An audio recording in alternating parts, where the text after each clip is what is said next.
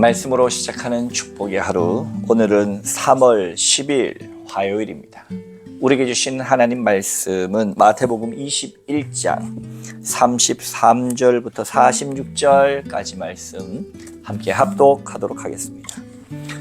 다른 한 비유를 들으라. 한 집 주인이 포도원을 만들어 산 울타리로 두고 거기에 즙 짜는 틀을 만들고 망대를 짓고 농부들에게 새로 주고 타국에 갔더니 열매 거둘 때가 가까움에 그 열매를 받으려고 자기 종들을 농부들에게 보내니 농부들이 종들을 잡아 하나는 심히 때리고 하나는 죽이고 하나는 돌로 쳤거늘 다시 다른 종들을 처음보다 많이 보내니 그들에게도 그렇게 하였는지라.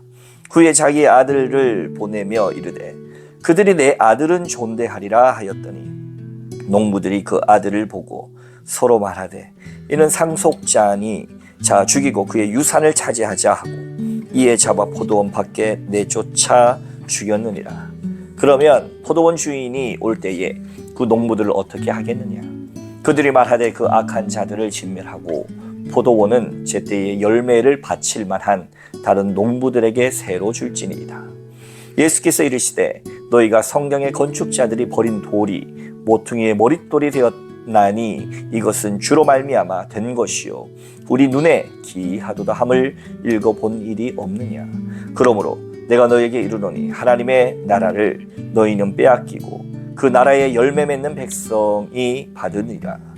이 돌 위에 떨어지는 자는 깨지겠고 이 돌이 사람 위에 떨어지면 그를 가루로 만들어 흩으리라 하시니 대제사장들과 바리새인들이 예수의 비유를 듣고 자기들을 가리켜 말씀하심인 줄 알고 잡고자 하나 무리를 무서워하니 이는 그들이 예수를 선지자로 알미었더라. 아멘. 오늘도 주님의 귀하신 말씀 앞에 서신 저와 여러분들 가운데 좋으신 우리 주님의 은총과 평화가 가득하시기를 주님의 이름으로 축복합니다. 3월 들어서 우리 난산교회는 현재 대신방, 축복 대신방 중입니다. 여러분, 대신방을 하다 보면 참 많은 은혜를 받습니다. 이번 주 같은 경우도 월요일날 대신방을 하게 되었습니다. 왜냐하면 화요일날 노회도 있고 여러 일정들이 또 수요일도 목요일도 다 있다 보니까 이 일정을 뺄 수가 없어요. 노회가 마침 제가 신방을 하기로 한 화요일, 목요일, 금요일 중에 딱 화요일하고 일치하는 바람에 제가 월요일 날 어쩔 수 없이 신방을 잡게 되었습니다. 목회자도 사람인지라 일주일에 한 번 정도는 잠을 많이 자든지 아니면 조금 기분 전환을 하든지 쉼이 필요한 존재 아니겠습니까? 그렇게 했을 때 또 새롭게 주시는 하나님의 힘을 가지고 또 새로움을 가지고 더 열심히 주어진 목회를 감당할 수 있다는 것을 제가 경험적으로 알기 때문에 가급적 일주일에 하루 정도는 그렇게 쉼의 시간을 가지려고 애씁니다. 그러나 그렇게 되지 않을 때가 있어요. 뭐 행사가 있다든지 아니면 또 목사님들의 어떤 모임이나 이런 것들은 월요일날 있는 경우가 많거든요. 그렇게 하루를 보내고 나면 일주일이 피곤함의 시간들이 될 때가 꽤 있었습니다. 피곤하다고 해서 은혜가 떨어지는 건 아닙니다. 물론 피곤하면 조금 어려움이 있는 것은 사실이지만 때로는 피곤할 때 오히려 더 큰 은혜를 받을 때도 있어요. 특히 이번 주 월요일은 바로 전날 주일날 또 마을 이웃 초청 잔치가 있었기 때문에 사실 월요일 처음 신방을 나가는 그 발걸음은 가볍지만은 않았습니다. 그러나 이 하나님의 오묘한 이 은혜는 뭐냐 하면요, 꼭 새벽 기도 나가는 것과 똑같아요. 막상 시작하면 그렇게 좋을 수가 없어. 이걸 뭐 어떻게 표현해야 될지 몰라요.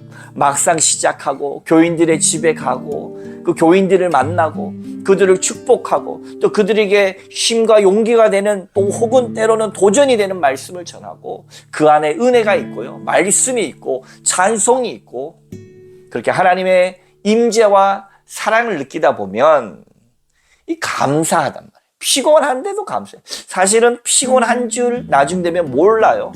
물론 하룻밤 자고 나면 몸은 반응할 거라 생각이 들지만 중요한 건 나중 되면 피곤한지조차도 몰라요. 이게 말씀의 능력이고 은혜의 능력인 줄 여러분 믿으시기 바랍니다.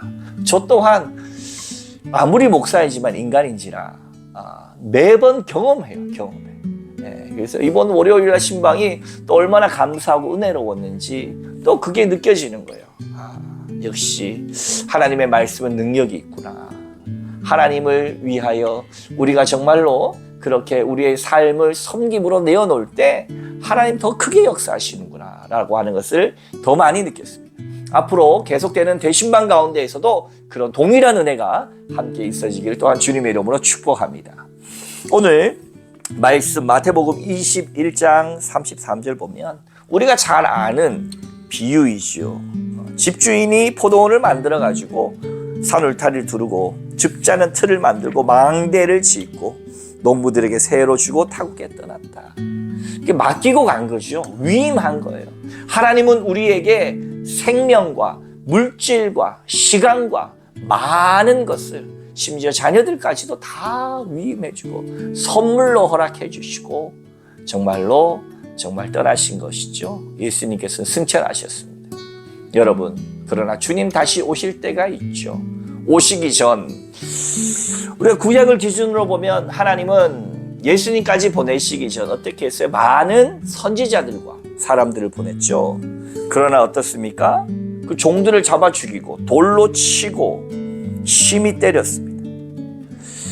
주인이 그 소식을 들었죠. 이 주인은 아마 마음이 아주 선한 사람이었나 봅니다.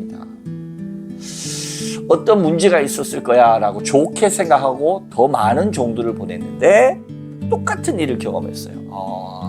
이게 무슨 일인가? 왜 이런 일이 발생했나?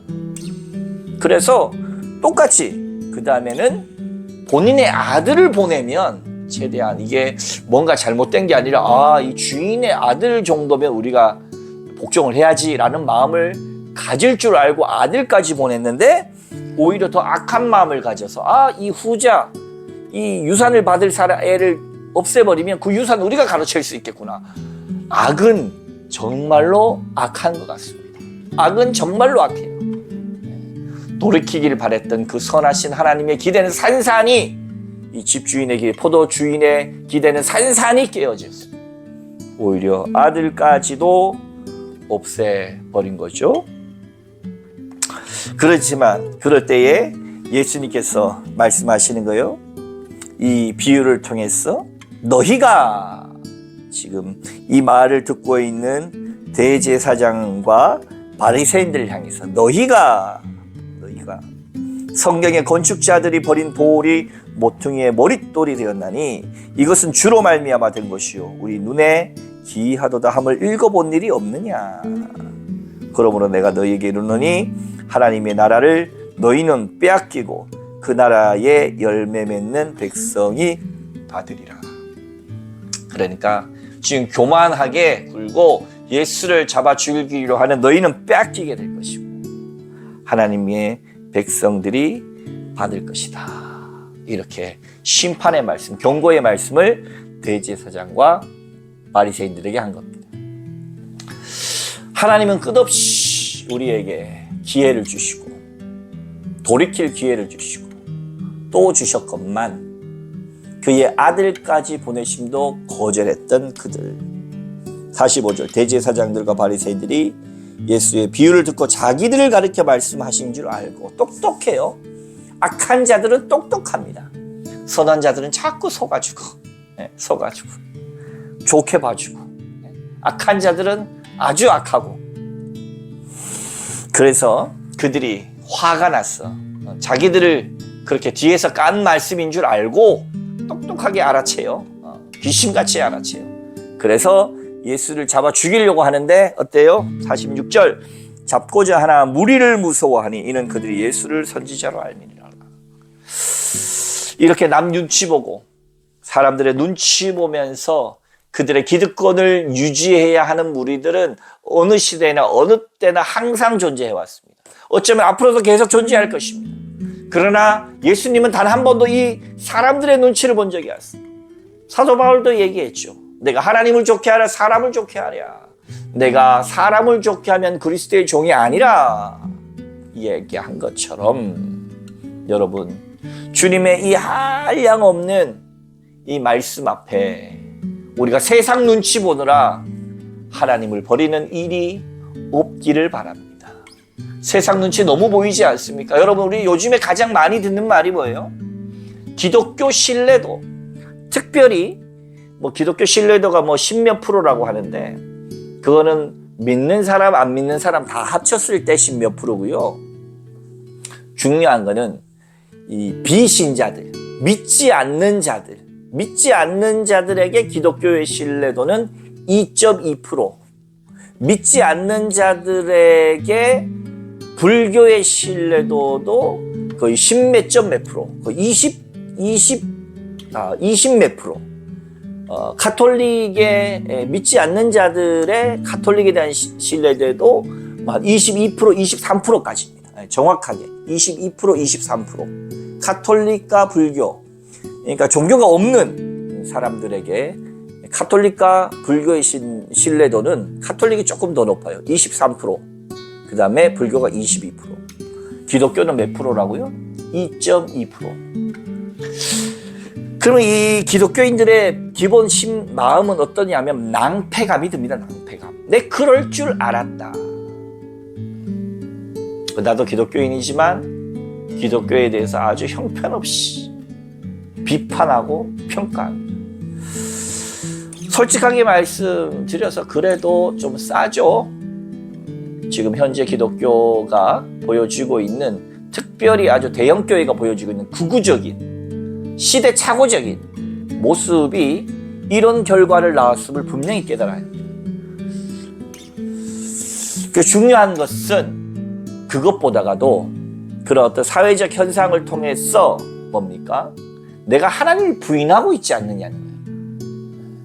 속된 말로 부끄러워서 내가 복음을 부끄러워하고 있지는 않냐는 거예요. 하나님을 부끄러워하고 있지는 않냐는 거예요. 주님 위해서 좀 욕 먹으면 안 됩니까? 내가 그리스도의 이름을 당당히 밝히고 너 그런데도 교회 다니냐? 인도의 간디의 말을 인용해서라도 그래, 우리 믿는 사람이 못했다. 인도의 간디도 예수 그리스도는 남고 그리스도의 말씀은 남고 예수 믿는 사람은 떠나라 라고 이야기했던 것처럼 우리가 잘못한 건 맞다. 그러나 예수님이 잘못된 것은 아니다 라고 말할 수 있는, 예수님을 증거할 수 있는, 예수님을 위해서 욕 좀 먹으면 안 됩니까?